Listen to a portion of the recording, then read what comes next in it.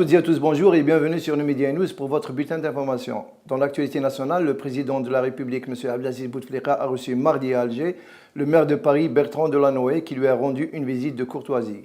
Le maire de Paris se trouve en Algérie dans le cadre d'une visite de travail de 3 jours visant à renforcer la coopération entre Paris et Alger. Au cours de l'audience, le maire de Paris a présenté au président Bouteflika un exposé sur les projets communs entre les deux capitales, Alger et Paris, et sur les perspectives d'une coopération efficiente à long terme en matière de gestion urbaine dans ces différents segments dans le cadre d'un nouveau partenariat englobant la coopération culturelle et scientifique.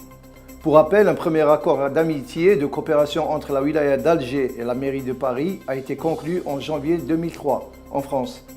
Depuis, une coopération décentralisée lie les deux communautés.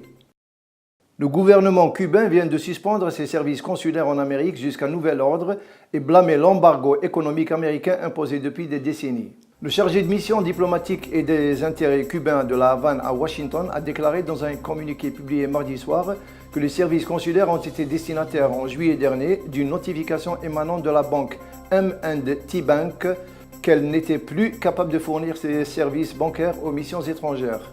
Cette décision risque de mettre un terme à une récente augmentation du trafic entre les États-Unis et Cuba, à la veille de la saison de grandes vacances de fin d'année.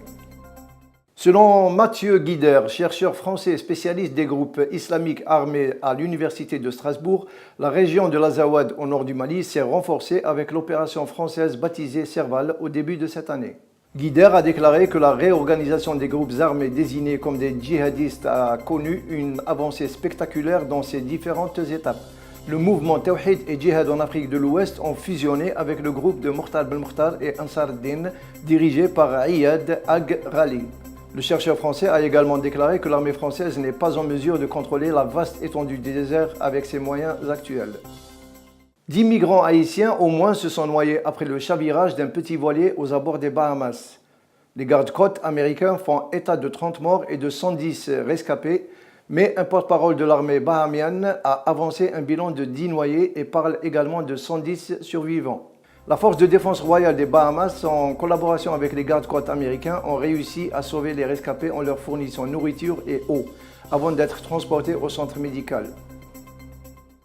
Une étude sur un programme d'ordinateur est en cours dans une université américaine qui va apprendre à l'ordinateur de réfléchir après la réception et l'analyse d'images 24 heures sur 24. L'objectif de ce programme est de déterminer si oui ou non les ordinateurs peuvent apprendre de la même façon que les êtres humains en liant les images pour mieux comprendre le monde qui les entoure.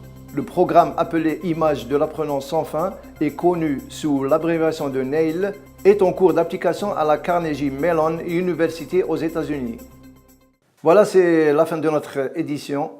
Merci de l'avoir suivi. Excellente journée à vous. Au revoir.